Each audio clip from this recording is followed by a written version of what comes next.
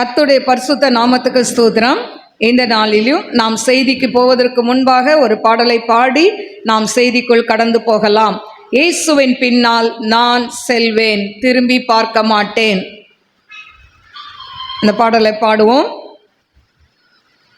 இயேசுவின் பின்னால் நான் செல்வேன், திரும்பி பார்க்க மாட்டேன், திரும்பி பார்க்க மாட்டேன். இயேசுவின் பின்னால் நான் செல்வேன், திரும்பி பார்க்க மாட்டேன், திரும்பி பார்க்க மாட்டேன். சிலுவை முன்னா உலகமே பின்னா, சிலுவை முன்னா உலகமே பின்னா. இயேசு சிந்திய இரத்தத்தினாலே என்றும் விடுதலையே, இயேசு சிந்திய இரத்தத்தினாலே என்றும் விடுதலையே. இயேசுவின் பின்னால் நான் செல்வேன், திரும்பி பார்க்க மாட்டேன், திரும்பி பார்க்க மாட்டேன். உலகத்தின் பெருமை செல்வத்தின் மாற்று எல்லாம் உதறிவிட்டேன். சொல்லுமா, உலகத்தின் பெருமை செல்வத்தின் பாற்று எல்லாம் உதறிவிட்டேன். உடல் பொருள் ஆவி உடைமைகள் யாவும் ஒப்பு கொடுத்து விட்டேன், உடைமைகள் யாவும் ஒப்பு கொடுத்து விட்டேன். நான் அவர் ஆலயம், எனக்குள்ளே இயேசு, நான் அவர் ஆலயம், எனக்குள்ளே இயேசு. என்ன நடந்தாலும்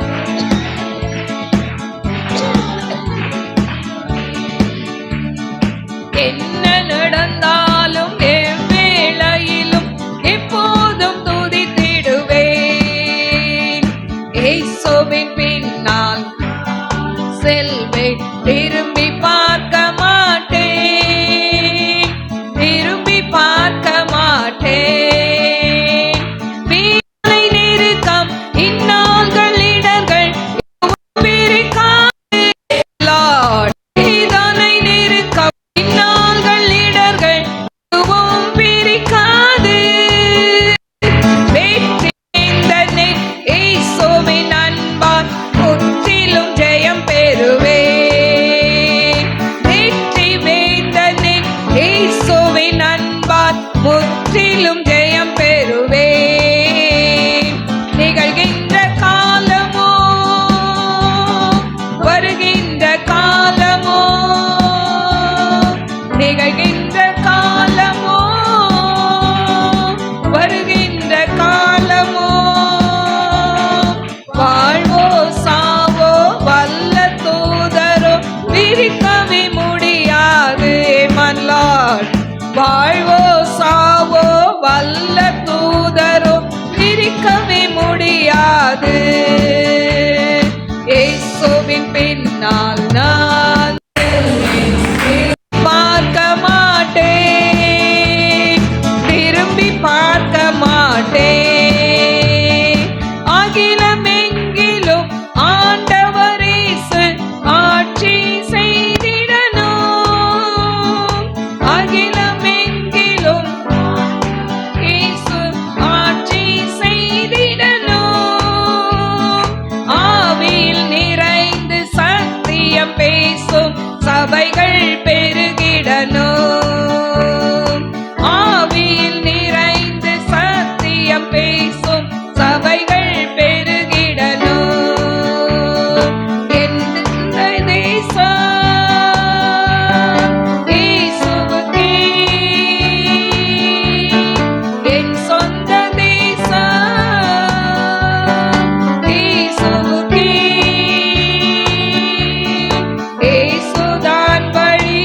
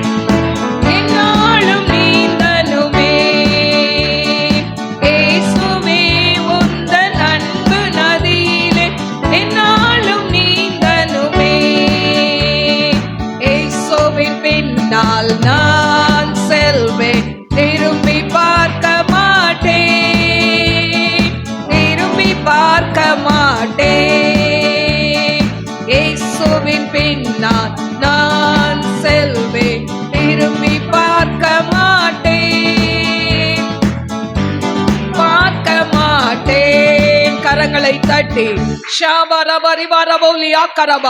இயேசுவின் பின்னால் நான் கடந்து போகிறேன் அப்பா. இந்த உலகத்தை திரும்பி பார்க்க மாட்டேன் ஆண்டவரே.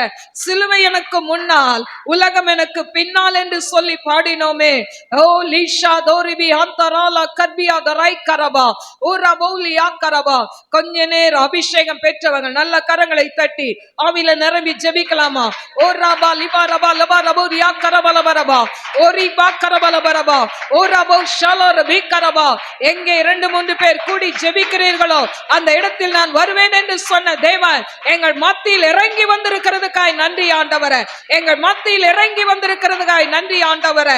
ஓ ரபோ லியா கரபா. இருதயத்தின் நினைவுகளை அறிந்திருக்கிற தேவன் ஆண்டவரே. இருதயத்தின் அங்கலாய்ப்பை அறிந்திருக்கிற தேவன் ஆண்டவரே. மனதில் பாரத்தோடு சஞ்சலத்தோடு வந்திருக்கிற அப்பா ஒவ்வொரு பிள்ளைகளையும் கண்ணோக்கி பாருங்க ஆண்டவரே. I shall be on the right. May come தியாரபோ மே ரபூலி ஆக்கரபலபரபா கரபா. வேண்டுவதற்கும் நினைப்பதற்கும் மேலாக நான் உனக்கு அற்புதத்தை செய்கிற தேவனாய் உன் மத்தியில் இருக்கிறேன் என்று கர்த்தர் சொல்கிறார். Riya shall be on the night கரபா ஓரிபி கபூரியம் தரால ரபி கரபா. என் ஜெபம் கேட்கப்படவில்லையே என்று சொல்லி அங்கலாய்த்து வந்திருக்கிற ஆனா கர்த்தர் உன் ஜெபத்தை கேட்கிறார். உன் விண்ணப்பத்துக்கு அவர் பதில் கொடுக்கிறார். உன் கண்ணீரை அவர் காண்கிற தேவனாய் இருக்கிறார். I shall ரிபா கபூரியம் தரால ரபி கரபா. உன் ஜெபம் கேட்கப்பட்டது என்று கர்த்தர் சொல்கிறார். உன் ஜெபம் கேட்கப்பட்டது. நீ நீரூற்றை சுதந்தரித்துக் கொள்வாய்.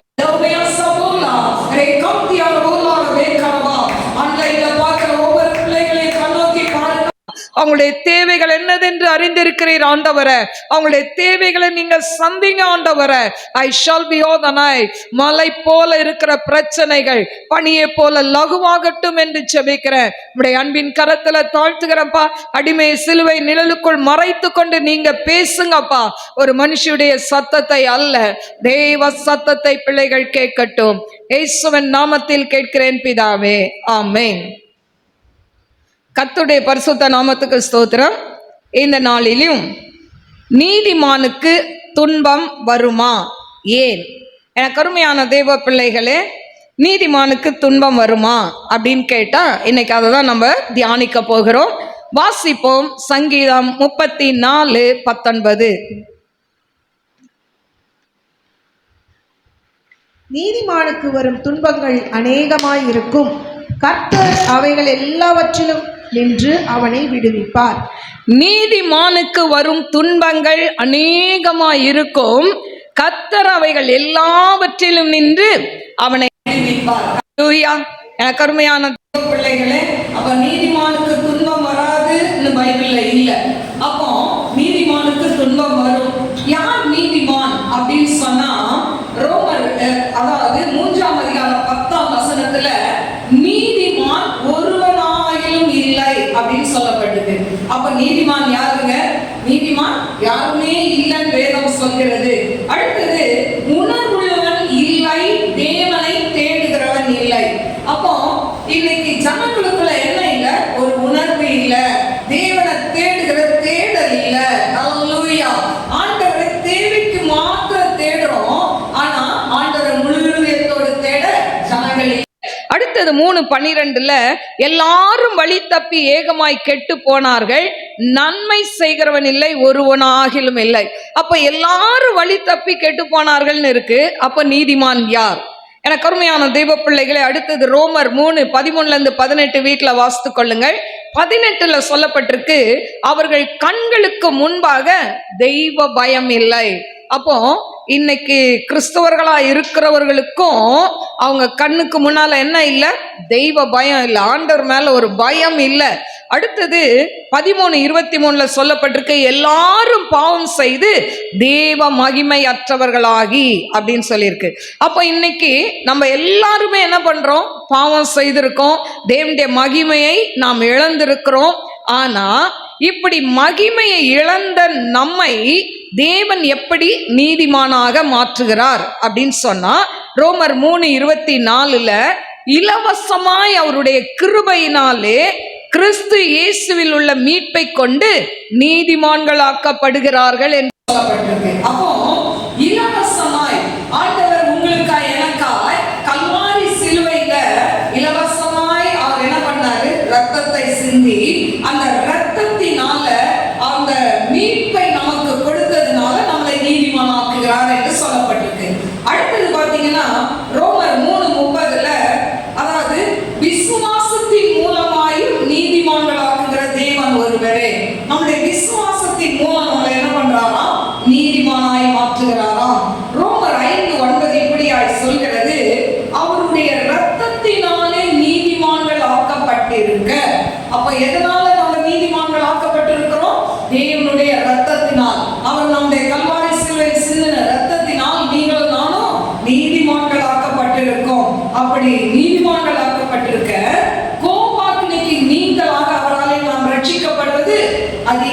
செய்வாமே. எனக்கு அருமையான தெய்வ பிள்ளைகளே, நாம் நீதிமான்கள் ஆக்கப்பட்டிருக்கிறோம். ஆனா நம்ம என்ன பண்ணணும்? ரட்சிக்கப்படணும். ஹல்லேலூயா. நம்ம எல்லா தேவனை விசுவாசிக்கிற, தேவனை சொந்த ரட்சகராய் மனதளவுல ஏற்றுக்கொண்ட எல்லாருமே, அவருடைய ரத்தத்தால் கழுவப்பட்ட எல்லாருமே நீதிமான்கள் தான். ஆனா நீதிமான்கள் போர்வையில நம்ம என்ன பண்ணக்கூடாது? பாவத்தை செய்து கொண்டு இருக்கக்கூடாது. தேவனுக்கு பிரியமில்லாத காரியத்தை செய்யக்கூடாது. தேவனை விட்டு தூரமா போகக்கூடாது. என கருமையான தெய்வ பிள்ளைகளே, அடுத்தது பார்த்தீங்கன்னா ரோமர் 8:33 தேவன் தெரிந்து கொண்டவர்கள் மேல் குற்றம் சாட்டுகிறவன் யார்? தேவனே அவர்களை நீதிமான்கள் ஆக்குகிறவர். அப்போ ஆண்டவரால் தெரிந்து கொள்ளப்பட்ட நபர் மேல நம்ம என்ன பண்ணக்கூடாது? குற்றம் சாட்டக்கூடாது. ஏன்னு சொன்னா அவங்களை நீதிமான்கள் ஆக்கியிருக்கிறது யாரு? தேவன் தான் அவங்களை நீதிமான்கள் ஆக்கியிருக்கிறார். அதனால எனக்கு அருமையான தெய்வ பிள்ளைகளே, இன்னைக்கு காலேஜில் படிக்கிறாங்க, ஸ்கூல்ல படிக்கிறாங்க, வேலை செய்கிற ஸ்தலம் இருக்கு, பிஸ்னஸ் பண்ற இடம் இருக்கு. இந்த இடத்துலலாம் பார்த்தீங்கன்னா பலதரப்பட்ட பிள்ளைகளை நாம் சந்திக்கிறோம் இல்லை? அதாவது ஆண்டவருடைய பிள்ளைகளாகவும் இருக்கலாம், ஆண்டவரை அறியாதவர்களாகவும் இருக்கலாம். ஆனால் ஒரு கேங் சேர்ந்தா நம்ம என்ன பண்ணுவோம்? ஜாலியா பேசுவோம். ஆனா ஜாலியா பேசும்போது கூட நம்மளுடைய வாய் ஞானத்தினால நிரம்பி இருக்கணும். எனக்கு அருமையான தெய்வ பிள்ளைகளே, இப்போ ஒரு நபரை குறித்து நாம் தவறாய் அவங்கள மற்றவங்க முன்னால பரிகாசம் பண்ணி அவங்களை அதாவது தாழ்த்தி பேசினா ஆண்டவர் சொல்றாரு, தெரிந்து கொள்ளப்பட்டவர் மேல நீ குற்றம் சாட்டாத. ஹல்லேலூயா. ஏன்னா ஆண்டவர் அவங்களை நீதிமான் ஆக்கி இருக்கிறார். இன்னைக்கு உலகத்துல சொல்லுவாங்க, இவங்கெல்லாம் பெரிய நீதிமான்கள், இவங்கெல்லாம் பரிசுத்தவான்கள் மாதிரி பேசுறாங்க, இவங்களை பத்தி தெரியாதா அப்படின்னு ஜனங்கள் சொல்வார்கள். ஆனால் இப்படி குற்றம் சாட்டுகிறதுக்கு நாம் யார் என்று வேதம் சொல்கிறது. ஏன்னா ஆண்டவர் தான் நம்மளை நீதிமான் ஆக்கி இருக்கிறாரு. அப்போ நம்ம என்ன பண்ணக்கூடாது? மற்றவர்களை குறை சொல்லக்கூடாது. எந்த ஊழியக்காரரையும், எந்த விசுவாசியும், கூட படிக்கிற எந்த பிள்ளைகளையும் அப்படி நம்ம என்ன பண்ணக்கூடாது? வேண்டாத வார்த்தைகளால் அவர்களை புண்படுத்தக்கூடாது. ஹல்லேலூயா. தாவீது சொல்லும்போது, தாவீது அபிஷேகம் பெற்றவன், சவுல் அபிஷேகம் பெற்றவர். ஆனா சவுலுக்குள்ள இருக்கிற ஆவி போயிருச்சு, வேறொரு ஆவி அசுத்தாவி உள்ள வந்துருச்சு. ஆனாலும் தாவீது கடைசி வரைக்கும் சவுல் மேல கை வைக்கல. ஏன் தெரியுமா? அபிஷேகம் பண்ணப்பட்டவர் மேல் நான் கை வைக்க மாட்டேன்னு சொல்றான். ஹல்லேலூயா. எனக்கு அருமையான தெய்வ பிள்ளைகளே, இந்த நாளில் கூட நம்ம அநேக விதமாய் நம்ம தூற்றி திரிகிறோம். ஆனா அது பாவம் நமக்கு தெரியல. ஆண்டவர்கிட்ட அதுக்கு என்ன பண்ணணும்? நாம் மன்னிப்பு கேட்க வேண்டும். ஹல்லேலூயா. எனக்கு அருமையான தெய்வ பிள்ளைகளே, அப்படி நாம் மன்னிக்க கேட்கும் போதுதான் நம் பாவங்களை தேவன் மன்னிப்பார். நம்ம கூடி இருக்கும்போது நம்ம ஜாலியா பேசிட்டு வந்துருவோம். சிலர் சொல்லுவாங்க, ஜாலியா பேசிட்டு சும்மா தான் சொன்னேன், ஃபன்னா சொன்னேன். எனக்கு அருமையான தெய்வ பிள்ளைகளே, ஆனா மற்றவங்களை அதை ஊண்டிங் பண்ணணும்னு நம்ம மறந்து போகிறோம். ஹல்லேலூயா. அதனால நம் வாயின் வார்த்தைகள் ஜாக்கிரதையா இருக்க வேண்டும். அடுத்தது பார்த்தீங்கன்னா, நீதிமானுக்கு ஏன் துன்பம் வருது? இப்போ சொல்லிட்டு நம்மலாம் யாரு? நீதிமான்கள். ஆனா நீதிமானுக்கு ஏன் துன்பம் வருது? ரோமர் 5:3 உபத்திரவம் பொறுமையும், பொறுமை பரீட்சையும், பரீட்சை நம்பிக்கையும் உண்டாக்குகிறது என்று நாங்கள் அறிந்து உபத்திரவங்களிலேயும் மேன்மை பாராட்டுகிறோம். அப்போ ஏன் நமக்கு துன்பம் வருது? நமக்கு ஒரு உபத்திரம் வரும்போது அந்த உபத்திரத்தின் மத்தியில் ஆண்டவர் நமக்கு என்ன கொடுக்கிறாரு? ஒரு பொறுமையை கொடுக்கிறாரு. அல்லேலூயா. அதை சகித்துக்கொள்ள. இன்னைக்கு பாருங்க, சில ரட்சிக்கப்படாத குடும்பங்கள் இருக்கும் என்று சொன்னால் கணவன் மூலம் மனைவிக்கு சில பிரச்சனைகள் வரும். மனைவி ரட்சிக்கப்படாதவளா இருந்தால் மனைவி மூலம் கணவனுக்கு சில பிரச்சனைகள் வரும். அப்போ அந்த துன்பத்துல அவர்கள் என்ன பண்ணணும்? பொறுமையா இருக்க விட்டு கொடுத்து போக போக அவங்களுக்கு தேவன் என்ன கொடுக்கிறாரு? நீடிய பொறுமையை கொடுக்கிறார். இந்த நீடிய பொறுமை அதுக்கப்புறம் பரீட்சையும், பரீட்சை நம்பிக்கையும் கொடுக்கிறது. பரீட்சைனா என்ன? இன்னைக்கு எக்ஸாம் எழுதுறோம், எக்ஸாம் எழுதுனா அந்த நல்லா எழுதுனா மார்க் வரும், இல்லைன்னா மார்க் வராது. அதே மாதிரி தேவன் நமக்கு சில டெஸ்ட்டை வைப்பார். நம்ம விசுவாசத்துக்கு ஒரு டெஸ்ட்டை வைப்பார். நீ நம்பிக்கையா இருக்கிறியா? தேவனை சார்ந்து இருக்கிறியா? நம்ம ஒரு சின்ன தலைவலி ஜுரம் வந்துட்டா என்ன கேட்குறோம்? ஆண்டவரே ஏன்பா எனக்கு, ஏன் ஆண்டவரே எனக்கு இந்த பலவீனத்தை கொடுத்தீங்க அப்படின்னு ஆண்டவர்கிட்ட கேள்வியெல்லாம் கேட்குறோம். ஆனால் அதன் மத்தியில் தேவனே எனக்கு இந்த பலவீனத்தை கொடுத்ததுக்காய் நன்றி ஆண்டவரே, நான் இன்னும் எதுலப்பா சரி பண்ணணும் என் வாழ்க்கையை? ஹல்லேலூயா. நிறைய நேரம் நம்ம சரீரத்தில் சில பலவீனங்கள் வரும். ஆனால் சில நேரம் அது சரீரத்தில் இருக்கிற பலவீனம், சில நேரம் பிசாசுகளால் வர பலவீனமாக இருக்கலாம். ஆனாலும் நம்ம ஆண்டவர்கிட்ட குறை சொல்லக்கூடாது. ஏன் ஆண்டவரே என்னை சோதிக்கிறீங்க, எவ்வளோ நாள் அப்பா இந்த பாடுகள், எதுக்குப்பா என்னை இப்படி வச்சிருக்கிறீங்க, நான் நல்லா பிரிஸ்காக இருக்கணுமே அப்படின்னு ஆண்டவர்கிட்ட கேட்கறது தப்பு இல்லை, முறுமுறுக்க கூடாது. ஆனால் அந்த நேரத்தில் ஆண்டவரே எனக்கு இதிலிருந்து நீங்கள் விடுதலை கொடுக்க போகிறதுக்காய் நன்றி ஆண்டவரே, ஹல்லேலூயா. கருமையான தெய்வ பிள்ளைகளே, அதாவது பல வருடங்களுக்கு முன்பாக நான் நிறைய வெளியில் போய் ஊழியம் செய்வேன், அநேக சர்ச்சுங்களில் போய் பேசுவேன். அப்படி பேசும்போது பார்த்தீங்கன்னா என் குதிங்காலில், அதாவது ஹீல்ஸ் மாதிரி 2 எலும்பு வளர்ந்துருக்கு குதிங்காலில், அடியில் பாதத்தில் பார்த்தீங்கன்னா. அது ஃபோட்டோ எடுத்து பார்த்தா ஹீல் ஸ்லிப்பரில் கீழே ஊசி மாதிரி இருக்கும் பாருங்கள், அதை மாதிரி பாதத்துக்கு அடியில் இருக்குது. அந்த 2 எலும்புகளும் அந்த கால் ரொம்ப நேரம் நிற்க முடியாது.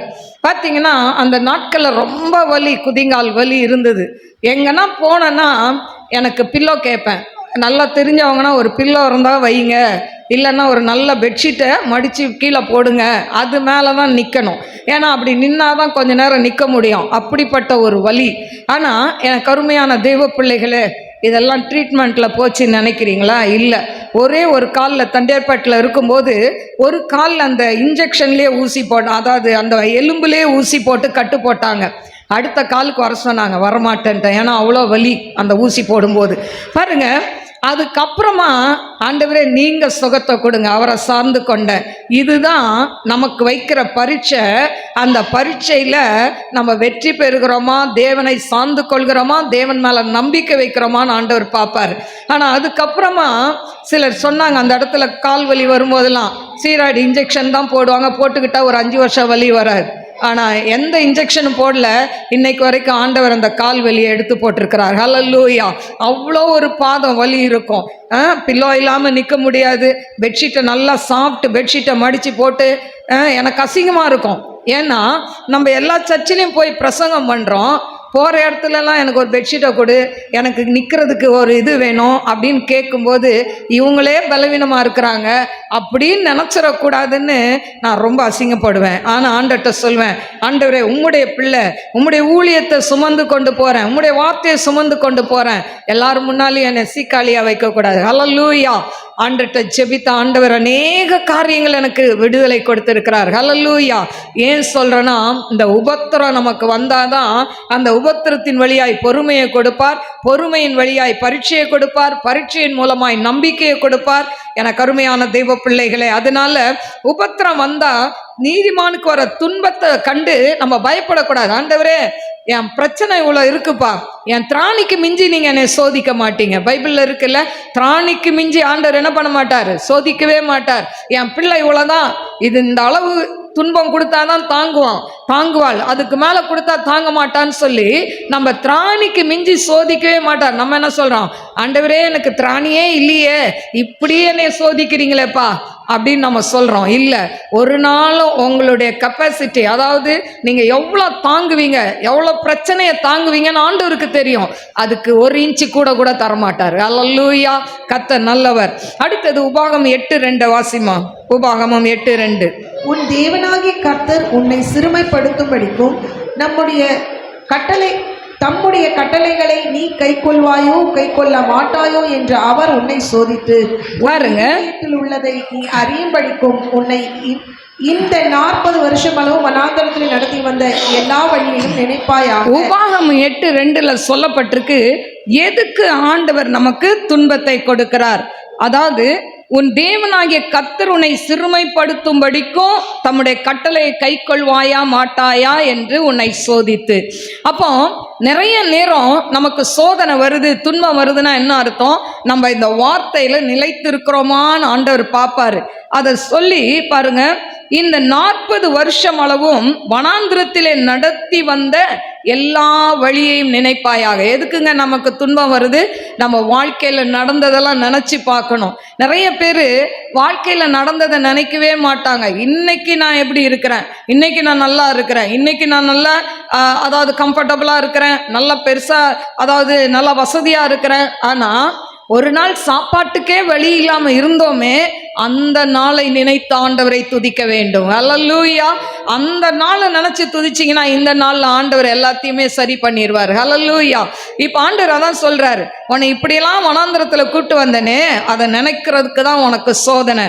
அடுத்தது பாருங்க 8:15. உன்னுடைய பின் நாட்களில் உனக்கு நன்மை செய்யும் பொருட்டு உன்னை சிறுமைப்படுத்தி உன்னை சோதித்து கொள்ளிவாய் சர்ப்பங்களும் தேள்களும் தண்ணீர் இல்லாத வறட்சியும் உள்ள பயங்கரமான பெரிய வனாந்திர வழியாய் உன்னை அழைத்து வந்தவரும் உனக்காக பாறையான கண்மலையிலிருந்து தண்ணீர் புறப்பட பண்ணினவரும் உன் பிதாக்கள் அறியாத மன்னாவினால் வனாந்திரத்திலே உன்னை போஷித்தவருமான உன் தேவனாகிய கர்த்தரை மறவாமலும் உன் பின் நாட்கள உனக்கு நன்மை செய்யும் பொருட்டு, உன் பின்னால நாட்கள்ல உனக்கு நன்மை செய்யும் பொருட்டு தான் இன்னைக்கு நான் உன்னை சிறுமைப்படுத்துறேன். அப்போ பாருங்க, அந்த வனாந்திர நாட்கள் அவங்கள சோதித்து கொள்ளிவாய் சர்ப்பங்களுக்கு விலக்கி இப்படியெல்லாம் ஆண்டவர் செய்த நன்மைகளை அவங்க நினைக்கணும்னு ஆண்டவர் விரும்புறாரு. அதெல்லாம் நீ மறக்காத அப்படின்னு சொல்லிட்டு, என் சாமர்த்தியமும் என் கைபலனும் இந்த ஐஸ்வர்யத்தை எனக்கு சம்பாதித்தது என்று நீ உன் இருதயத்தில் சொல்லிக் கொள்ளாமலும் இருக்க எச்சரிக்கையாயிருந்து. அல்லேலூயா. எதுக்காக நமக்கு ஆண்டவர் சோதனையை கொடுக்கிறாரு? எதுக்காக நமக்கு துன்பத்தை கொடுக்கிறாரு? இன்னைக்கு நல்ல பலன் இருந்தா சொல்லுவோம், என் பலன், நான் நல்லா சம்பாதிச்சேன், நான் நல்லா பிரிஸ்கா போனேன், எனக்கு நல்லா பேசுறதுக்கு திறமை இருக்கு, நல்லா பேசினேன், நான் என் பேச்சு திறமையினால நான் நிறைய பிஸ்னஸை முடித்தேன், இல்லைன்னா எனக்கு நல்லா படித்த டேலண்ட் இருக்கு, அந்த டேலண்ட்டை வச்சு நான் வேலை செஞ்சு நான் நல்ல ப்ரொமோஷனை வாங்கிட்டேன் அப்படிலாம் சொல்லுவோம். ஆனால் எனக்கு அருமையான தெய்வ பிள்ளைகளே, அந்த சுயங்கள் உடைக்கப்பட வேண்டும் என்பதற்காக தான் சில நேரம் நமக்கு சில துன்பங்களை தேவன் அனுமதிக்கிறார். ஹல்லேலூயா. நமக்கு துன்பமே இல்லை அப்படின்னு சொன்னா நம்ம ஆண்டவரை பார்க்குற கொஞ்சம் மந்தமாக தான் பார்ப்போம். அல்லேலூயா. எனக்கு அருமையான தேவ பிள்ளைகளே, பிரச்சனைகள் பாடுகள் வழியாய் போறவங்களை பாருங்க, அவங்க ஆண்டவரை வைராக்கியமாய் பின்பற்றுவார்கள். அல்லேலூயா. பிரச்சனையே இல்லை வாழ்க்கையில, ஸ்மூத்தா வாழ்க்கை போகுதுன்னா அவங்க என்ன பண்ணுவாங்க, ஆண்டவரை மேலட்டால தான் தேடுவாங்களே தவிர அவங்க உள்ள டீப்பா போகவே மாட்டாங்க. அல்லேலூயா. அப்போ யார் ஆண்டவரை அதாவது அதிகமாய் நேசிக்கிறாங்கன்னா நிறைய பாடு உள்ளவங்க தான் நேசிப்பாங்க. இன்னைக்கு ஏன் சின்ன பிள்ளைங்க இன்னைக்கு அபிஷேகம் பெற்று கூட வாயை கூட திறக்காம மைனா மாதிரி இப்படி திறந்து மூடுறாங்க தெரியுமா? அவங்களுக்கு பாடு இல்லை, உபத்திரம் இல்லை, நல்ல அம்மா அப்பா இருக்கிறாங்க, வேலைக்கு சோறு கிடைக்குது, நல்ல ஸ்கூலு படிக்கிறாங்க, நிம்மதியா இருக்காங்க. அதனால தான் அவங்க வாய் திறந்து ஆராதிக்க முடியல. அப்படியே நின்ன இடத்துல ஆடாம அசையாம இந்த வாய் மட்டும் திறந்து மூடுது. சண்டை போட சொல்லு வீட்டில் அக்கா தங்கச்சிங்களுக்குள்ள எப்படி கத்துவாங்கல்ல, அம்மாமாருக்கு தெரியும். ஆனால் இங்கே வந்து ஆராதிக்கிறதுக்கு வாயே இல்லை. ஒரு நாள் யூத் பிள்ளைங்களெல்லாம் பிடிக்கணும்னு தான் வச்சுருக்கேன். அல்லேலூயா. எனக்கு அருமையான தெய்வ பிள்ளைகளே, அப்போ பாருங்க, நம்மளுடைய மேன்மை, நம்மளுடைய அதாவது திறமை, நான் அப்படின்றதெல்லாம் அந்த சுயங்கள் உடைக்கப்பட வேண்டும். முற்றிலுமாய் தேவனை சார்ந்து கொள்ள வேண்டும். இப்போ நம்ம இந்த 2 மாடி ஏறி வரோம். எத்தனை பேர் ஒவ்வொரு மாடிக்கு ஒரு ஸ்தோத்திரம் சொல்றீங்க?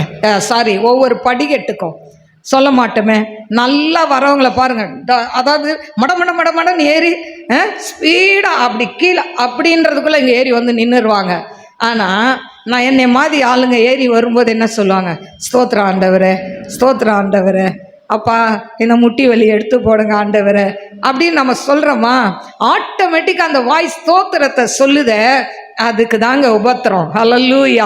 ஏன்னா அவரை மகிமைப்படுத்திக்கிட்டே இருக்கணும். நல்லா நடக்க முடிஞ்சா என்ன பண்ணுவோம்? வாய் அடிச்சுக்கிட்டு அப்படியே அழகாக பேசிக்கிட்டே படிக்கட்டு ஏறி வந்துடுவோம். எனக்கு அருமையான தெய்வ பிள்ளைகளே, துன்பத்தை கொடுக்கறதுக்கு காரணம் என்னன்னா, இன்னும் முழுமையாய் நாம் தேவனுக்குள்ள வர வேண்டும், முழுமையாய் தேவனை சார்ந்து கொள்ள வேண்டும் என்றுதான் தேவன் நமக்கு சில பிரச்சனைகளை அனுமதிக்கிறார். அல்லேலூயா. சரி, இப்போ சபைக்கு வருகிற நம்ம வந்து எப்படி வருகிறோம்? அதாவது நான் பெரிய நீதிமான், நான் பயபக்தியாக இருக்கிறேன், நான் நல்லா ஜெபிக்கிறேன், மற்றவங்கள மாதிரி இல்லை அப்படின்ற மென்டாலிட்டியில் உள்ள வரோமா? இல்லைன்னா ஆண்டவரே பாவியாக இருந்த எனக்கு கிருபையை கொடுத்து என்னை இவ்வளவு தூரம் உயர்த்தி வச்சிருக்கிறீங்களேன்னு சொல்லி நன்றியோடு உள்ள வரோமா? அதுக்கு ஒரு எக்ஸாம்பிள் நம்ம வேதம் என்ன சொல்லுதுன்னு பார்க்கலாம். லூக்கா 18ஆம் அதிகாரம் 10-14 நீங்கள் வீட்டில் வாசித்து கொள்ளுங்க. இதில் தேவாலயத்துக்கு 2 பேர் போகிறாங்க. ஒருத்தர் பரிசேயர், இன்னொருத்தர் ஆயக்காரர். 2 பேரும் ஜெபம் பண்றாங்க. வாசிப்போமா? லூக்கா 18, 11, 12. பரிசேயன் நின்று, தேவனே, நான் பரிகாரர், அநியாயக்காரர், விபச்சாரக்காரர் ஆகிய மற்ற மனுஷரைப் போலவும் இது ஆயக்காரனைப் போலவும் இராததினால் உம்மை ஸ்தோத்திரிக்கிறேன். வாரத்தில் 2 தரம் உபவாசிக்கிறேன், என் சம்பாத்தியத்தை எல்லாம் தசமபாகம் செலுத்தி வருகிறேன் என்று தனக்குள்ளே ஜெபம் பண்ணினார். பாருங்க, பரிசேயன் என்ன சொல்றாரு? நான் வாரத்துக்கு 2 நாள் உபவாசிக்கிறேன். ஏன்னா அவருக்கு உபவாசிக்க முடியுது. நிறைய பேருக்கு உபவாசம் பண்ண முடியாது. அப்போ உபவாசம் பண்ண முடியாதவங்களை பார்த்து பரிகசிக்க கூடாது. சரி, நமக்கு உபவாசிக்க முடியுதா? நம்ம என்ன பண்ணணும்? இன்னும் உபவாசிக்கணும். ஆனால் இவர் சொல்றாரு, நான் வாரத்துக்கு 2 நாள் உபவாசிக்கிறேன், தசம பாகம்லாம் கொடுத்துட்றேன், எல்லாம் நான் செஞ்சிடறேன், நான் உமக்கு இதுவாக இருக்கிறேன் அப்படின்னு தன்னுடைய சுய நீதியை எடுத்து சொல்லிக்கிட்டே இருக்கிறார் ஜெபம். ஆனால் இன்னொருத்தன் ஜெபம் பண்ணுறான். 18, 13. ஆயக்காரன் தூரத்திலே நின்று தன் கண்களையும் வானத்துக்கு ஏறெடுக்க துணியாமல் தன் மார்பிலே அடித்துக்கொண்டு, தேவனே, பாவியாகி என் மேல் கிருபையாயிரும். பாருங்க, ஆயக்காரன் சொல்றான், ஆண்டவரே, பாவியான என் மேல கிருபையா இருங்கப்பா. யாரையும் பார்க்கலாமே, அவனை மட்டும் பார்க்கறான். ஆண்டவரே, பாவியா இருக்கிற என் மேல கிருபையாயிரும் என்று சொல்லி தன்னை முழுவதுமாய் பணிந்து கொள்றான். அப்போ 18, 14 இவனே நீதிமானாய் மாற்றப்பட்டான். பாருங்க, அவன் நீதிமானாய் மாற்றப்பட்டு போகிறதை பார்க்கிறோம். வாசி 14. அவன் அல்ல, இவனே நீதிமானாக்கப்பட்டவன். பாருங்க, பரிசேயன் அல்ல, ஆயக்காரன் நீதிமானாக்கப்பட்டான். அல்லேலூயா. இன்றைக்கு நம்ம அதாவது ஆலயத்துக்குள்ள வரும்போது, ஆண்டவரே, அப்பா, நான் நீதிமான் தான், ஆனாலும் உம்முடைய இரத்தத்தால் கழுவப்பட்ட நீதிமான் தான், ஆனாலும் என்னுடைய குறைகள், இன்னும் என்னென்ன குறைகள் இருக்கோ எல்லாத்தையும் எடுத்து போடுங்க அப்படின்னு சொல்லி ஆண்டவர்கிட்ட நம்ம ஜெபிக்கணும். மற்றவர்களை கம்பேர் பண்ணக்கூடாது. பாரு, அவங்களுக்கு பாட்டே பாட தெரியல, அவங்களுக்கு ஜெபமே பண்ண தெரியல, ஆனால் அவங்க குழந்தை மாதிரி ஜெபம் பண்ணா அந்த ஜெபத்தை ஆண்டவர் கேட்பார். அது உங்களுக்கு தெரியாது. அல்லேலூயா. அதனால பரிகசிக்கிற எண்ணத்தோடு நம்ம மற்றவங்களை நம்மளை விட கீழே நினைக்காம, ஆண்டவரே, இவங்களெல்லாம் காட்டிலும் ஆண்டவரே, நான் ஆண்டவரே குறை உள்ளவளாப்பா, என்னே நீங்க உங்களுடைய பாத்திரமாய் வணைந்து கொள்ளுங்கன்னு நம்ம கேட்கணும். அல்லேலூயா. அடுத்தது பார்த்தீங்கன்னா, வேதாகமத்தில் அநேக நீதிமான்கள் இருக்கிறாங்க. ஒரு சிலரை நான் சொல்றேன். ஆதியாகமம் 6:9 நோவா காலத்தில் இருந்தவர்களுக்குள்ளே நீதிமானும் உத்தமனுமாய் இருந்தான். நோவா தேவனோடு சஞ்சரித்து கொண்டிருந்தான். அப்ப நீதிமான்னா என்ன செய்யணும்? தேவனோடு பேசி கொண்டு இருக்கணும். தேவனோடு சஞ்சரிக்கணும்னா வேலை வெட்டி இல்லாம ஆண்டவர்கிட்டே உட்காந்துருக்கணுமா? இல்லை. நம்ம எங்க போனாலும் நம்மளுடைய சிந்தைகள் தேவன் மேல இருக்கணும். ஹல்லேலூயா. அடுத்தது பார்த்தீங்கன்னா, ஆபிரகாம் விசுவாசத்தினால் நீதிமானாக்கப்படுகிறான். எபிரேயர் 11:8 சொல்லப்பட்டிருக்கு. யோபு 1:8 உத்தமன் சன்மார்க்கன் தேவனுக்கு பயந்து பொல்லாப்புக்கு விலகிறவன் என்று சொல்லப்பட்டிருக்கிறதை பார்க்கிறோம். அல்லேலூயா. அடுத்தது தாவீது, அப்போஸ்தலர் 13:22. தாவீது பாருங்க, அவன் தவறு செய்தான் தான், அவன் அதாவது விபச்சார பாவங்கள்லாம் செய்தான் தான், ஆனாலும் ஆண்டவர்கிட்ட அப்படியே சரண்டர் ஆயிடுவான். ஆண்டவரே, என்னை மன்னிங்க, நான் பாவி அப்படின்னு சொல்லி அவன் மன்னிப்பு கேட்டு மனம் திரும்புறதுனால ஆண்டவர் சொல்றாரு, அவன் என் இருதயத்துக்கு ஏற்றவன், நான் செய்ய நினைச்சதெல்லாம் அவன் செய்வான்னு சொல்லி அவனை குறித்து சொல்கிறதை அப்போஸ்தலர் 13:22 பார்க்கிறோம். அடுத்தது தானியேல் 6:4 அவன் உண்மையுள்ளவனாய் இருந்தான். நீதிமான் எப்படி இருக்கணும்? உண்மையுள்ளவர்களாக இருக்கணும். ஒரு சின்ன காரியனா கூட உண்மையா இருந்தா அவர்கள் தான் நீதிமான். சரி, இப்போ நீதிமானுக்குரிய தகுதிகள், குணம் என்ன? நம்ம எல்லாரும் நீதிமான் தான். நம்ம என்ன சொல்லுவோம்? ஆண்டவருடைய இரத்தத்தால் கழுவப்பட்ட நீதிமான் அப்படின்னு சொல்லுவோம். ஆனால் இரத்தத்தால் கழுவப்பட்டாலும் இந்த நீதிமானுக்கு சில தகுதி வேணும், குணங்கள் வேணும். என்னென்ன குணம்? 1, தெய்வ பயம் இருக்கணும். 2வது, தேவனுக்கு கீழ்ப்படிதல் இருக்கணும். 3வது, உண்மை இருக்கணும் நம்ம வாழ்க்கையில். கணவன் மனைவி கிட்ட போய் சொல்லக்கூடாது, மனைவி கணவன்கிட்ட போய் சொல்லக்கூடாது. வேலை ஸ்தலத்திலேருந்து வேண்டாத பொருள்களை வீட்டுக்கு கொண்டு வரக்கூடாது. அல்லேலூயா. ஒரு சின்ன குண்டூசியை கூட எடுத்துகிட்டு வரக்கூடாது. எனக்கு அருமையான தெய்வ பிள்ளைகளை, அப்படி எடுத்துட்டு வந்தால் அது பாவம். எனக்கு அருமையான தெய்வ பிள்ளைகளை, அந்த உண்மை, நம்ம எல்லாத்துலேயும் உண்மையாக இருப்போம். இந்த ஒரு காரியத்தில் தவறு செய்தால் அது ஆண்டவருக்கு பிரியமில்லாதது. அடுத்தது பரிசுத்த வாழ்க்கை. நம்முடைய வாழ்க்கை எப்படி இருக்கணும்? பரிசுத்தமாக இருக்கணும். நம்முடைய கண்கள் பரிசுத்தமாக இருக்கணும். நம்முடைய இருதயம் பரிசுத்தமாக இருக்கணும். நம்முடைய சிந்தை பரிசுத்தமாக இருக்கணும். ஏன்னா அநீதி நிறைந்த உலகத்தில், அக்கிரமம் நிறைந்த உலகத்தில் வாழ்ந்து கொண்டு இருக்கிறோம். நம்ம எப்படி இருக்கணும்? பரிசுத்தத்தை காத்து கொள்ள வேண்டும். அடுத்தது இரக்க குணம். அதாவது இல்லாதவங்களை, கஷ்டப்படுறவங்களை, மற்றவங்களை பார்க்கும்போது இறங்கி அவங்களுக்கு உதவி செய்கிற குணம் இருக்கணும். அடுத்தது மன்னிக்கிற குணம் இருக்கணும். இன்னைக்கு நல்லா ஜெபம் பண்ணுவோம், வானமே இடிஞ்சு விழுற மாதிரி ஜெபம் பண்ணுவோம், ஆனால் என்ன பண்ண மாட்டோம்? மன்னிக்க மாட்டோம். நான் எங்கள் வீட்டுக்காரரை மன்னிக்கவே மாட்டேன், அவர் எனக்கு துரோகம் பண்ணிட்டார், அதனால் மன்னிக்க மாட்டேன். என் மனைவியை மன்னிக்கவே மாட்டேன், ஏன்னா என் மனைவி எனக்கு துரோகம் பண்ணிட்டா. என் பிள்ளைய மன்னிக்கவே மாட்டேன், சாகிற வரைக்கும் அவன் மூஞ்சில முழிக்க மாட்டேன். இன்னைக்கு நிறைய பேர் அப்படி இருக்கிறோம் இல்லை? கிறிஸ்தவர்களாக இருந்தும் எங்கள் மாமியாரை மன்னிக்கவே மாட்டேன், அவங்க ரொம்ப பேசிட்டாங்க, அதனால அவங்க சாவு கூட போக மாட்டேன். எங்கள் மாமனாரை மன்னிக்க மாட்டேன், என் மருமகனை மன்னிக்க மாட்டேன். பாருங்க, இந்த மன்னிக்கிற குணம் யாருக்கு இருக்குதோ அவங்க தான் நீதிமான். அல்லேலூயா. ஏன்னா நம்ம எல்லாருமே நீதிமான் தான், ஆனால் மன்னிக்கிற குணம் என்ன பண்ணணும்? நமக்கு இருக்கணும். அடுத்தது நமக்கு நல்ல ஒரு ஸ்டெபன் மைண்ட் இருக்கணும், மன உறுதி இருக்கணும். சும்மா அந்த நாணல் எங்கெங்க சாயுதோ அப்படி சாயக்கூடாது. ஒரு முடிவு எடுத்து அந்த முடிவில் ஸ்டெபானாக இருக்கணும். ஆண்டவரே, நான் உமக்கென்று வைராக்கியமாக இருப்பேன்ப்பா, உமக்கென்று ஊழியம் செய்வேன். ஆண்டவர்கிட்ட ஒரு பொருத்தனை பண்ணால் அதை நம்ம நிறைவேற்றுவர்களாக இருக்கணும். அல்லேலூயா. சரி, இப்போ சில நபர்களை குறித்து உங்கள் மத்தியில் நான் சொல்ல விரும்புகிறேன். ஆபிரகாம் வாழ்க்கையில் வந்த துன்பம் என்ன? எல்லாம் நீதிமான் தான், ஆபிரகாம் நீதிமான் தான். ஆனால் இந்த நீதிமான் வாழ்க்கையில் வந்த துன்பம் என்ன அப்படின்னு சொன்னால், ஆதியாகமம் 22:1-2. இந்த காரியங்கள் நடந்த பின்பு தேவன் ஆபிரகாமை சோதித்தார். எப்படியெனில், அவர் அவனை நோக்கி, ஆபிரகாமே என்றார். அவன், இதோ அடியேன் என்றான். அப்பொழுது அவர், உன் புத்திரனும் உன் ஏகசுதனும் உன் நேசகுமாரனுமாகி ஈசாக்கை நீ இப்பொழுது அழைத்து கொண்டு மோரியா தேசத்துக்கு போய் அங்கே நான் உனக்கு குறிக்கும் மலைகள் ஒன்றின் மேல் அவனை தகன பலியாக பலியிடு என்றார். பாருங்க, இப்போ இந்த ஆபிரகாமுக்கு வந்த சோதனை இல்லைன்னா துன்பம் என்னன்னா, ஈசாக்கை கொண்டு பலியிடுன்னு சொல்லிட்டார். பாருங்க, ஆண்டவர் இவையெல்லாம் முடிஞ்ச பின்னுன்னு இருக்கு. அப்போ அங்கே இஸ்மவேல்லாம் இப்போ என்ன பண்ணிட்டான்? ஆகாரம் எல்லாம் துரத்திட்டான், எல்லா வேலையும் முடிஞ்சிடுச்சு. இப்போ ஆண்டவர் சொல்றார், அவனை சோதிக்கிறார். இது தேவனே சோதனையை கொடுக்கிறார். ஏன்னா அவனை, அதாவது ஆபிரகாமுக்குள்ள இருந்த ஒரு சின்ன ஒரு கீழ்ப்படியாமைய ஆண்டவர் இந்த இடத்துல அவனை கரெக்ட் பண்ணுறதுக்காக சோதிக்கிறார். அல்லேலூயா. எனக்கு அருமையான தேவ பிள்ளைகளே, இப்போ மோரியா தேசத்தில் ஒரு மலையை காமிப்பேன், அந்த மலையில் போய் ஈசாக்க பலியிடுன்னு சொல்லிட்டார். உடனே இவன் என்ன பண்ணுறான்? காலையிலே எழும்புறான், 2 வேலைக்காரரை கூப்பிட்டுக்கிறான், கழுதையை எடுக்கிறான், அது மேலே சேனம் கட்டுறான், கட்டி அதில் கட்டையெல்லாம் வச்சுக்கிறான். இவங்க பையனை ஈசாக்க கூப்பிட்டுக்கிறான், என்ன பண்ணுறான்? மோரியா தேசத்துக்கு போயிட்டே இருக்கான். இப்போ போகும்போது 3 நாள் பயணத்தில் போயிட்டே இருக்காங்க. பையன் நிறைய கேள்வி கேட்குறான், பதில் சொல்கிறாரு. கடைசியில் கேட்குறான், அதாவது கட்டையெல்லாம் எடுத்துகிட்டு போகிறீங்களா? ஆடு எங்கப்பா? இந்த கேள்வியை கேட்ட உடனே ஆபிரகாம் உடஞ்சி போகிறான். உடஞ்சி போய் அவன் சொல்கிறான், கர்த்தர் பார்த்து கொள்வார். அல்லேலூயா. எனக்கு அருமையான தெய்வ பிள்ளைகளே, இப்படி பேசிக்கிட்டே போகிறாங்க. ஆனால் போய் கடைசியில் அங்கே போய் என்ன பண்ணுறாங்க? அந்த கட்டையெல்லாம் எடுக்கிறான், ஈசாக்க கட்டுறான், கட்டி பலிபீடத்தில் வச்சு கத்திய ஓங்குற வரைக்கும் ஆண்டவர் சும்மா தான் இருக்கிறார். அல்லேலூயா. இன்னைக்கு உங்கள் வாழ்க்கையில என் வாழ்க்கையிலையும் பிரச்சனை இப்படி தான் வரும். லாஸ்ட் மூமெண்ட், அவ்வளோதான், நம்ம வாழ்க்கை முடிஞ்சுது அப்படின்னு நம்ம நினைக்கிற வரைக்கும் சோதனை இருக்கும்.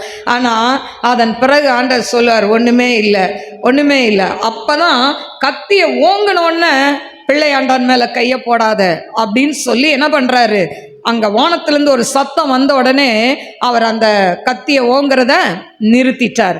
எனக்கு அருமையான தேவ பிள்ளைகளே, அங்கே புதருக்குள்ள ஆடு இருக்கு, அதை என்ன பண்ணுறாங்க? பலியிட்டு அவன் பலி செலுத்துகிறதை பார்க்கிறோம். ஆனால் ஏன் அந்த ஆபிரகாம் வாழ்க்கையில் இவ்வளோ பிரச்சனை ஏன் தெரியுமா?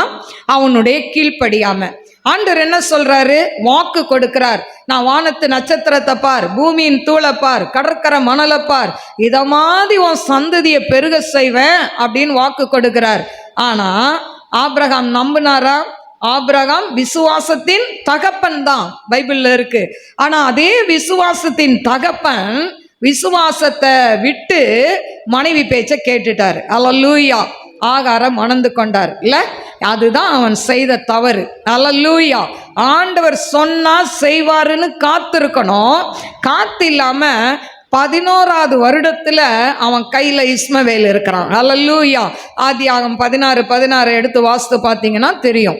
அப்போ இஸ்மவேல அந்த 11 வருஷம் கரெக்டா 11வது வருஷத்துல அவன் கையில இஸ்மவேல் இருக்கிறான். அல்லேலூயா. எனக்கு அருமையான தேவ பிள்ளைகளை, அப்போ ஆண்டவர் வாக்கு தத்தம் பண்ணப்பட்ட பிள்ளையை பெற்றுக்கொள்ள அவன் 25 வருஷம் காத்திருந்தான். ஆனா காத்திருக்காம இடையில பெற்றுக்கொண்டது யாரு? இஸ்மவேலை. அல்லேலூயா. அந்த ஒரு கீழ்ப்படியாமைக்கு தான் ஆண்டவர் அவனுக்கு இந்த சோதனையை அனுமதித்தார். அல்லேலூயா. முதல் என்ன பண்ணான்? மனைவி பேச்சை கேட்டான். இப்போ பலி செலுத்த சொல்லும் போது மனைவி பேச்சை கேட்டானா மனைவி கிட்ட நியூஸே போல. ஏன்னா அந்த அம்மாட்ட போய் சொன்னா அந்த அம்மா என்ன பண்ணுவாங்க? ஒரு கட்டை எடுத்துட்டு வந்தே அடிச்சிருவாங்க. ஏன்னா தவமா இருந்து 25 வருஷம் கழிச்சு குழந்தைய பெற்று அந்த அம்மா எவ்வளோ ஆசையா வச்சிருந்திருப்பாங்க. சொல்லாம கொள்ளாம எங்க போயிட்டார்? பலி செலுத்த போயிட்டார். அந்த கீழ்ப்படிதலை ஆண்டவர் அப்ரிஷியேட் பண்றார். அவர் அந்த இடத்துல சொல்றார் பாருங்க, 22:12 அப்பொழுது அவர், பிள்ளையாண்டான் மேல் உன் கையை போடாதே, அவனுக்கு ஒன்றும் செய்யாதே, நீ அவனை உன் புத்திரன் என்றும் உன் ஏகசுதன் என்றும் பாராமல் எனக்காக ஒப்பு கொடுத்தபடினால் நீ தேவனுக்கு பயப்படுகிறவன் என்று. பாருங்க, தேவனுக்கு பயப்படுகிறவன் என்று எப்ப அறிகிறாரு? அவன் கத்தியை தூக்கி அவனை கொல்ல போகிற வரைக்கும். அப்போ இன்னைக்கு நம்ம வாழ்க்கையில் கூட ஆண்டவர் இந்த டெஸ்ட்டை அனுமதிப்பார். நம்ம ஆண்டவருக்கு உண்மையாக இருக்கிறோமா? சில பிரச்சனைகள் வரும், போராட்டங்கள் வரும். சோர்ந்து போகாதீங்க. ஆண்டவர் ஜெயத்தை கொடுக்காது போல இருக்கும். நம்ம அதாவது ஜெபிக்கிறதுக்கு பதிலே இல்லாத போல இருக்கும். சோர்ந்து போகாதீங்க. நாள் ஒன்று வரும், எழும்பி நின்று வைராக்கியமாக சாட்சி சொல்வீங்க, என் தேவன் கொடுத்தார். அல்லேலூயா. அவர் வாக்கு கொடுத்தா வாக்கு மாறவே மாட்டார். உங்க வீட்டுக்கார் ரட்சிப்பார்னா ரட்சிப்பார். உங்க வீட்டுக்கார் ஒரு நாள் ஊழியம் செய்வார்னா செய்வார் தான். நீங்க குடும்பமா ஊழியம் செய்வீங்கன்னா செய்வீங்க தான். அதுல மாற்றமே கிடையாது. ஆனா சூழ்நிலை இன்னைக்கு வேற மாதிரி இருக்கலாம். ஆனா ஒரு நாள் உண்டு, ஆண்டவர் எழுந்து நிற்க வைப்பார். அல்லேலூயா. குடும்பமாய் உங்களை ஊழியம் செய்ய வைப்பார். அல்லேலூயா. எனக்கு அருமையான தேவ பிள்ளைகளே, அப்ப ஆபிரகாம் கீழ்ப்படியாதனால அவனுக்கு என்ன வந்தது? துன்பம் வந்தது. 2வது யோசேப்பு. இந்த யோசேப்புடைய வாழ்க்கையில ஏன் துன்பம் அப்படின்னு சொன்னா பாருங்க, வாசிப்போம். ஆதியாகமம் 37:4-5. அவனுடைய சகோதரர் எல்லாரிலும் அவனை தங்கள் தகப்பன் அதிகமாய் நேசிக்கிறதை அவன் சகோதரர் கண்டபோது அவனோட பட்சமாய் பேசாமல் அவனை பகைத்தார்கள். யோசேப்பு ஒரு சொப்பனம் கண்டு அதை தன் சகோதரருக்கு அறிவித்தான். அது நிமித்தம் அவனை இன்னும் அதிகமாய் பகைத்தார்கள். இப்போ யோசேப்புக்கு ஏன் சோதனை? யோசேப்புக்கு ஏன் சோதனை வந்ததுன்னா பாருங்க, அவன் கண்ட சொப்பனங்கள். அல்லேலூயா. தேவன் நமக்கு சில நேரம் வெளிப்பாடுகளை கொடுக்கும்போது அந்த வெளிப்பாட்டின் நிமித்தம் நமக்கு பிரச்சனை வரும், சோதனை வரும். ஆனாலும் நம்ம ஸ்டெபனா இருக்கணும். அல்லேலூயா. இன்னைக்கு பார்த்தீங்கன்னா குழந்தை பிறக்குது, இந்த குழந்தைய ஆண்டவர் ஊழியத்தில் பயன்படுத்துவார் அப்படின்னு சொன்னால் அந்த பயன்படுத்துகிற வரைக்கும் என்ன இருக்கும்? பிரச்சனை இருக்கும். ஊழியம் செய்வான்னு சொல்லியிருக்கோம், ஆனால் ஊழியத்துக்கு அவனுக்கும் சம்மந்தம் இல்லாமல் வளர்ந்துக்கிட்டு இருப்பான். ஆனால் நாள் ஒன்று வரும், ஆண்டவர் சொன்னதை செய்வார். அல்லேலூயா. இப்போ இவன் கனவு காண்றான், சொப்பனத்தை காண்றான். அதாவது அண்ணங்கிட்ட போய் சொல்கிறான், இதை மாதிரி சொப்பனம் கண்டேன், என் அரிக்கட்டு நிமிர்ந்து இருக்கு, நீங்களாம் வணங்கி இருக்கிறீங்க. சூரியன் சந்திரன் என்னை வணங்கி இருக்கு, நட்சத்திரங்கள் 11 நட்சத்திரம் என்னை வணங்கி இருக்கு அப்படின்னு சொன்ன உடனே இவங்க எல்லாரும் என்ன பண்றாங்க? இவனு மேல பொறாமை கொள்றாங்க, இவனை எப்படியாவது சாகடிக்கணும்னு பார்க்கறாங்க. அப்போ யோசேப்பு வாழ்க்கையில துன்பம் வர்றதுக்கு என்ன காரணம்னா அவனுக்கு கொடுத்த வெளிப்பாடு தான் காரணம். அல்லேலூயா. தேவன் அவனுக்கு கொடுத்த வெளிப்பாடு, 17 வயசுல வெளிப்பாடை பெற்றுக்கொண்டான். அல்லேலூயா. அவன் உண்மையா இருந்தான், அப்பாவுக்கு உண்மையா இருந்தான். அல்லேலூயா. எனக்கு அருமையான தெய்வ பிள்ளைகளே, பாருங்க, இன்னைக்கும் ஆண்டவருடைய பிள்ளைகள், இப்போ நீங்கள் சின்ன பிள்ளைங்களா வாலிப பிள்ளைங்களா வளர்றீங்க. ஆனால் வாலிப பிள்ளைகளா இருக்கும்போதே கர்த்தருக்குள்ள நெருங்கி வரும்பொழுது சில போராட்டங்கள் வரும், சில பிரச்சனைகள் வரும், சில நிந்தைகள் வரும், அவமானங்கள் வரும். ஸ்கூலில் கிண்டல் பண்ணுவாங்க, காலேஜில் கிண்டல் பண்ணுவாங்க. ஆனாலும் அவைகள் மத்தியில் ஆண்டவர் ஒரு நாள் உங்களை எடுத்து நிறுத்தும் போது அவங்கெல்லாம் பார்ப்பாங்க, நிச்சயமாய் கர்த்தர் இந்த மகனோடு இருக்கிறார் என்று சொல்லி பார்ப்பார்கள். ஹல்லேலூயா. எனக்கு அருமையான தெய்வ பிள்ளைகளே, இப்போ முதலாவது சகோதரர்களால் புறக்கணிக்கப்படுறான். இவங்க என்ன பண்றாங்க, அவனை கொல்றதுக்கு ஒரு குழிக்குள்ள தூக்கி போடுறாங்க. அடுத்தது வேணாம் இந்த ரத்த பலின்னு சொல்லி என்ன பண்றாங்க, அவனை இஸ்மவேலற்ற வித்துடுறாங்க. 20 வெள்ளிக்காசுக்கு இப்ப விற்கப்படுகிறான். இப்படி அவன் வாழ்க்கையில படிப்படியான சோதனை. ஒன்று வீட்டை அப்பாவை என்ன பண்ணிட்டான், இழந்துட்டான். நேசிக்கிறன் தன் தகப்பனை அவன் இழந்து இன்னைக்கு அனாதையா ஒரு குழிக்குள்ள விழுந்து அங்கிருந்து ஒரு இஸ்மவேலற்ற விற்கப்படுறான். இஸ்மவேலற்ற போத்திபார்கிட்ட இவன் அடிமையா போயிட்டான் எகிப்துல. இப்போ அடிமையா போயிட்டான். இவன் சொப்பனம் நிறைவேறாது, இவன் கண்ட சொப்பனெல்லாம் நிறைவேறாது. இவன் அடிமையா இருக்கிறான், இவன் காலம் ஃபுல்லா அடிமையா தான் இருக்கணும் அப்படின்னு கொண்டு போய் இப்போ அடிமையா போத்திபார் வீட்டில் இருக்கிறான். ஆனா போத்திபார் வீட்டுக்கு போன பிறகு அவனுக்கு என்ன வருது, அதாவது சில ஆசீர்வாதங்கள் வருது. போத்திபார் போன உடனே அந்த வீட்டை என்ன பண்றாரு, ஆண்டவர் ஆசீர்வதிக்கிறார். ஆனா அப்படி ஆண்டவர் ஆசீர்வதிக்கும் போது பாத்தீங்கன்னா அடுத்தது என்ன நடக்குதுன்னா, இந்த போத்திபார் வீட்டில் பிசாசு கிரியை செய்கிறான். அந்த போத்திபாருடைய மனைவி சொல்றா, நான் என்ன பண்ணணும், அந்த போத்திபார் மனைவி யோசேப்பு கிட்ட சொல்றா, நீ எனக்கு வேணும், நான் உன்னோட தொடர்பு வைக்கணும்னு சொல்லி அவகிட்ட சொல்லும்போது அவன் என்ன செய்யறான், வாசிமா 39:9. ஆதியா 39:9. இந்த வீட்டிலே என்னிலும் பெரியவன் இல்லை, நீ அவருடைய மனைவியா இருக்கிறபடியால் உன்னை தவிர வேறொன்றையும் அவர் எனக்கு விலக்கி வைக்கவில்லை. பாருங்க, நான் இத்தனை பெரிய பொல்லாங்குக்கு உடன்பட்டு தேவனுக்கு விரோதமாய் பாவம் செய்வது இப்படி இருக்க நான் இத்தனை பெரிய பொல்லாங்குக்கு உடன்பட்டு தேவனுக்கு விரோதமாய் பாவம் செய்வது எப்படி? அல்லேலூயா. எனக்கு அருமையான தேவ பிள்ளைகளே, அப்போ அவனுக்குள்ள கடவுள் இருந்ததுனால, அதாவது தேவன் இருந்ததுனால அவன் சொல்றான், இந்த பொல்லாங்கெல்லாம் நான் செய்ய மாட்டேன், அவர் இந்த வீட்டுக்கு என்னை அதிபதியா வச்சிருக்கிறார், உனக்கு அதிபதியா வைக்கல அப்படின்னு தன் வஸ்திரத்தை விட்டுட்டு ஓடுறான். செய்யாத குற்றத்துக்காக அவன் என்ன பண்றான், 2 வருஷம் சிறைச்சாலை. ஆதியாகமம் 41:1 சொல்லப்பட்டிருக்கு, 2 வருஷம் சென்ற பின்பு. பாருங்க, ஆனா அந்த சிறைச்சாலைக்குள்ள இருக்கும் போதும் அவன் என்ன பண்றான், மற்றவங்களுக்கு ஆசீர்வாதமா இருக்கிறான். ஆண்டவர் பிள்ளைகள் ஒரு நாளும் பிசாசு முடக்கி போடவே முடியாது. எவ்வளோ பிரச்சனை கொடுக்கட்டும், உங்களுக்கு என்ன துன்பம் கொடுக்கட்டும், உங்க சரீரத்துல பாதி வியாதியை கொடுக்கட்டும், இல்ல பலவீனத்தை கொடுக்கட்டும், எப்படி கொடுத்தாலும் அவருடைய பிள்ளைகள் எழுந்து நிற்பார்கள். ஹல்லேலூயா. எனக்கு அருமையான தேவ பிள்ளைகளே, இப்ப 2 வருஷம் ஜெயில்ல அங்க பானபாத்திரக்காரனுக்கும் சுயம்பாகிக்கும் கனவுக்கு அர்த்தம் சொல்றான். சுயம்பாகி தலை வெட்டி போட்டுறாங்க. அவன் சொன்னபடி பானபாத்திரக்காரன் திரும்ப ராஜா கிட்ட போயிட்டான். ஆனா நீ வாழ்ந்திருக்கும் போது என்ன மறந்துடாதன்னு சொல்லி அனுப்புறான். இந்த பானபாத்திரக்காரன் மறந்துட்டான். ஆனா மனிதர்கள் மறக்கலாம், தேவன் நாம் செய்த நன்மைகளை மறப்பதற்கு அவர் அநீதி உள்ள தேவன் அல்ல என்று சொல்லப்பட்டிருக்கு. அப்போ யோசேப்பை மறக்க ஆண்டவர் அநீதி உள்ள தேவன் அல்ல. பார்வோனுக்கு ஒரு சொப்பனத்தை கொடுத்து அந்த சொப்பனத்துக்கு அர்த்தம் தெரியாம குழம்பி நிற்கும் போது இந்த யோசேப்பு போய் அந்த சொப்பனத்துக்கு விளக்கம் கொடுக்கிறான். அது என்ன சொன்னா, 41ஆம் அதிகாரம் 29 - 37 வரைக்கும் வீட்டில் வாசித்து கொள்ளுங்க. பாருங்க, அதே போல 41ஆம் அதிகாரம் 22 - 28 இது 2 வீட்டில் வாசித்து பாருங்க.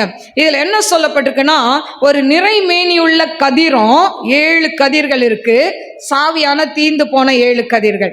ஆனா இந்த தீந்து போன கதிர்கள் அந்த நிறை, அதாவது நல்லா முற்றின நல்ல அந்த விதைகளை முழுங்கியும் அது பழையபடி அப்படியே இருக்கு. அதே போல 7 நல்ல கொழுத்த பசு, மெலிந்த பசு 7. மெலிந்த பசு 7ஐயும் முழுங்கிருச்சு, ஆனா உடம்பு அப்படியே தான் இருக்கு. இந்த கனவை சொன்ன உடனே இதுக்கு அர்த்தத்தை என்ன பண்றான், யோசேப்பு சொல்றான். அவனுக்கு அந்த கிருபை ஆண்டவர் கொடுத்திருந்தார். அவன் சொல்றான், 7 வருஷம் எகிப்துல நல்லா செழிப்பு இருக்கும், 7 வருஷம் பஞ்சம் இருக்கும். இந்த 7 வருஷம் செழிப்பான வருஷத்துல 5ல் 1 என்ன பண்ணுங்க, சேகரித்து வைங்க, அதுக்குன்னு ஒரு நல்ல ஆளை நியமித்து வைங்க அப்படின்னு ஆலோசனை கொடுக்கறான். ஆனா ராஜா பார்த்தாரு, அவர் உடனே ஒரு வார்த்தையை சொல்றாரு. என்ன வார்த்தைன்னா, 41:18 பார்வோன் தன் ஊழியக்காரரை நோக்கி, தேவ ஆவியை பெற்ற இந்த மனுஷனை போல் வேறொருவன் உண்டோ? ஹல்லேலூயா. எனக்கு அருமையான தேவ பிள்ளைகளே, அந்த பார்வோன் ராஜாவே சொல்றான், தேவாவியை பெற்ற இந்த மனுஷனை போல் வேறொருவன் உண்டோ? அப்போ இன்னைக்கு அதுக்கு தான் பரிசுத்த ஆவியை பெறணும்னு சொல்றது. அல்லேலூயா. பரிசுத்த ஆவியை மாம்சமான யாவருக்கும் தேவன் கொடுக்கிறார். அதனால அபிஷேகம் பெறாதவங்க நீங்க தயவு செய்து ஆண்டுகிட்ட கேளுங்க, ஆண்டவரே எனக்கு அபிஷேகத்தை கொடுங்க, என்னை ஆசீர்வாதத்தாலோடைய விடமாட்டேன், யாக்கோபை போல ஜெபிங்க, ஆண்டவர் அந்த அபிஷேகத்தை தருவார். இப்போ இவனை எகிப்து முழுமைக்கு என்ன பண்ணிட்டாங்க, அதிகாரியா மாத்திட்டாங்க.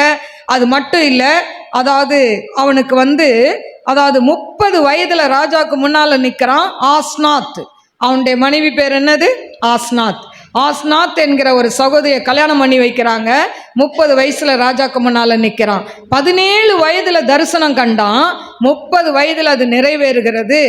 அவன் எகிப்து முழுமைக்கும் அதிகாரியாய் மாறுகிறதை பார்க்கிறோம். அல்லேலூயா.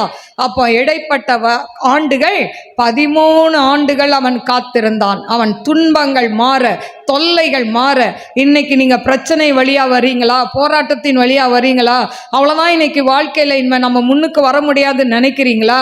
இல்லவே இல்லை. ஒரு நாள் ஒன்று வரும், எழும்பி கம்பீரமாய் நிற்பீங்க, உங்க பிள்ளைகளோடு எழும்பி சாட்சியா நிற்பீங்க. அதனால இன்னைக்கு இருக்கிற சோதனைய நீங்க என்ன பண்ணணும், கட்டாயம் நீங்க அதை பொறுத்து ஆண்டவர்கிட்ட காத்திருந்து, ஆண்டவரே இந்த சோதனையை தாங்க பலனை கொடுங்கன்னு கேளுங்க, நிச்சயமாய் ஆண்டவர் தருவார். ஹல்லேலூயா. முடிவில் பாருங்க, ஆதியாகமம் 50:18 அவனுடைய சகோதரர்கள் எல்லாரும் அவனுக்கு முன்னால தாழ விழுந்து வணங்கினார்கள் என்று சொல்லப்பட்டிருக்கு. அப்போ அவன் கண்ட சொப்பனை நிறைவேறிச்சா, நிறைவேறினதை பார்க்கிறோம். சொல்றாங்க, இதோ நாங்கள் உமக்கு அடிமைகள். அப்போ எவ்வளோ தங்களை தாழ்த்தி அவங்க தன்னுடைய சகோதரர்கிட்ட போய் யோசேப்பு காலில் விழுறாங்க பாருங்க. அவன் சொல்றான், நீங்கள் எனக்கு தீமை செய்ய நினைச்சீர்கள், தேவனோ இப்பொழுது நடந்து வருகிறபடி வெகு ஜனங்களை உயிரோட காக்கும்படிக்கு அதை நன்மையாக முடிய பண்ணினார். நீங்க கூட சில துன்பத்தின் வழியா வரீங்க, ஆனா நீங்க பின்னால யோசித்து பார்த்தீங்கன்னா, ஆண்டவர் அன்னைக்கு தீமையை அனுபவித்தோம், இன்னைக்கு நன்மையாய் முடித்து கொடுத்திருக்கிறார்னு சொல்லி நாம் நினைக்கக்கூடும். ஏன்னு சொன்னா, சின்ன வயதுல பார்த்தீங்கன்னா என் மகன் 3rd ஸ்டாண்டர்ட் தான் படிப்பான். அப்போமே எங்கள் குடும்பத்துக்கு சூனியம் பண்ணி என்னையும் என் கணவரையும் பிரிக்கணும்னு செஞ்சாங்க, அந்த சின்ன வயதுலேயே, திருமணமாகி கொஞ்சம் நாட்கள்லேயே.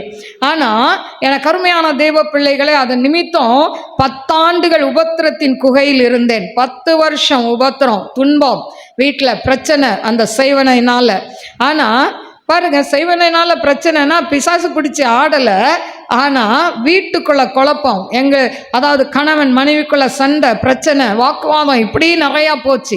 ஆனால் எனக்கு அருமையான தெய்வ பிள்ளைகளே, இதையெல்லாம் பொறுமையோடு சகித்ததுனால இன்றைக்கு நாங்கள் குடும்பமாய் ஊழியம் செய்து கொண்டிருக்கிறோம். அல்லேலூயா. நான் மாத்திரமல்ல, என் சந்ததி ஊழியம் செய்து, என் பிள்ளைகள் மட்டுமல்ல, என் சந்ததியும் ஊழியம் செய்கிறது. அல்லேலூயா. என்னுடைய மகளுடைய 2 பிள்ளைகளும் ஊழியத்தில் இருக்காங்க. அவன் பாஸ்டரா இருக்கிறான் மகன். அதே மாதிரி இங்கேயும் 2 பேரும் ஊழியத்தில். ஆண்டவர் சந்ததியை ஆசீர்வதிக்கிற தேவன். அல்லேலூயா. அன்னைக்கு நான் பொறுத்து போகாம அன்னைக்கு வீட்டை விட்டு வெளியே வந்திருந்தேன்னா இன்னைக்கு இந்த ஆசீர்வாதத்தை நான் பெற்றுக்கொண்டிருக்க முடியாது. அல்லேலூயா. அதனால ஆண்டவர் நமக்கு தீமையாய் நினைக்கிற சில காரியங்களை நாம் திரும்பி பார்த்தால் அது நன்மையாய் முடியும். அல்லேலூயா. இன்னைக்கு பொருளாதாரத்தில் கஷ்டப்படுறீங்களா, கவலையப்படாதீங்க. நாளுக்கும் இப்படிதான் கடன், இப்படிதான் துன்பம் வரும் நினைக்காதீங்க.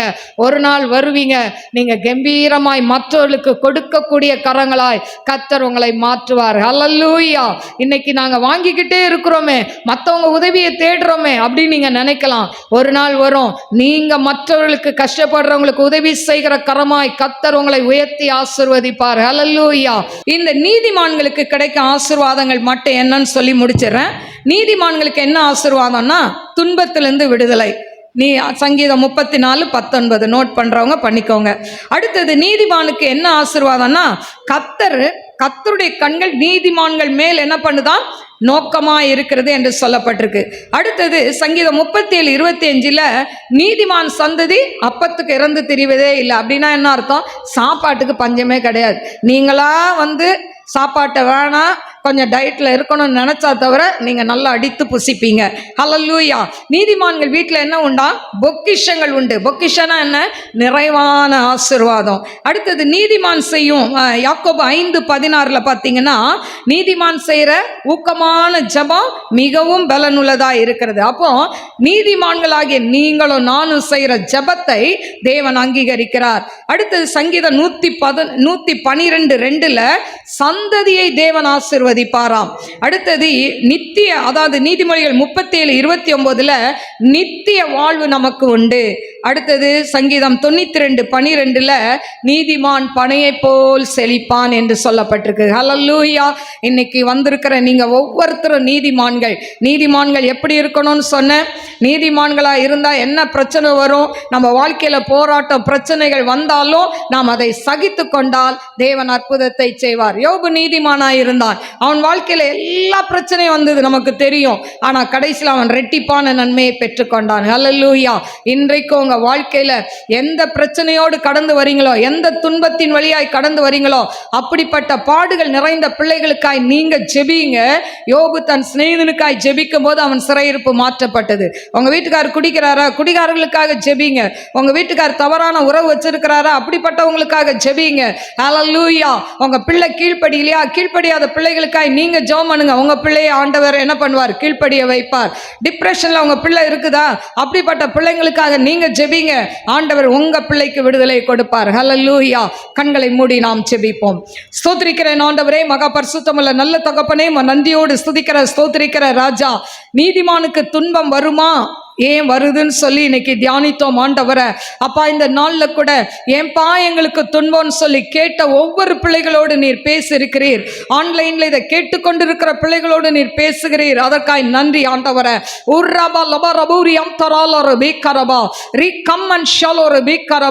என் மகளே, என் மகனே, நீ துன்பத்தை கண்ட நாட்களுக்கு வருஷங்களுக்கு சரியாய் மகிழ்ச்சி என்னை இடைக்கட்டினால் உன்னை இடைக்கட்டுவேன் என்று கர்த்தர் சொல்கிறார். நீ துன்பப்பட்ட நாட்களுக்கு முடிந்தது.